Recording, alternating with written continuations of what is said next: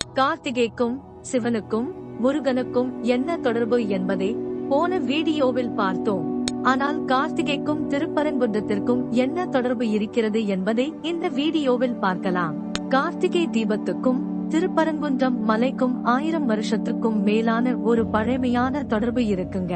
பழங்கால சங்க தமிழ் கவிஞர்கள் எல்லாம் அந்த மலை மேல வாழற முருகனோட பெருமைகளை பாடியிருக்காங்க. இதோ சில உதாரணங்கள் உங்களுக்காக. முதல் உதாரணம் பரிபாடலில் இருந்து. அதுல ஒரு வரி வரும், பரங்குன்றம் மேய பெருமான் முருகா என்று.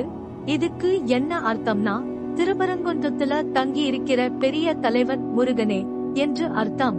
அப்புறம் நக்கீரர் எழுதின திருமுருகாற்றுப்படையில ஒரு அழகான வரி, அருவி பொழியும் அணிய பரங்குன்றம், அருவிகள் கொட்டுற அந்த தெய்வீகமான திருப்பரங்குன்றம் என்று குறிப்பிடப்பட்டுள்ளது. அதுலயும் ரொம்ப சிறப்பான ஒரு வரி, விரவிய தீபம் விளக்கொளி மலரும் பரங்குன்றம். இதுக்கு அர்த்தம், திருப்பரங்குன்றம் மலை முழுக்க விளக்குகள் பூ மாதிரி மலர்ந்திருக்கும். இத வச்சு நாம என்ன தெரிஞ்சுக்கலாம்னா, சங்க காலத்திலேயே, அதாவது ஆயிரக்கணக்கான வருஷங்களுக்கு முன்னாடியே முருகனுக்கு தீபம் ஏத்தி வணங்குற திருவிழா திருப்பரங்குன்றத்துல நடந்திருக்கு. கார்த்திகை தீபம்ங்கிறது ஒரு முக்கியமான நாள். சிவபெருமான் தன்னோட நெற்றிக்கண் வழியா 6 சுடர்களை வெளியிட்டார். அந்த 6 சுடர்களும் சேர்ந்து முருகனாக உருவான நாள்தான் இந்த கார்த்திகை தீப திருநாள்.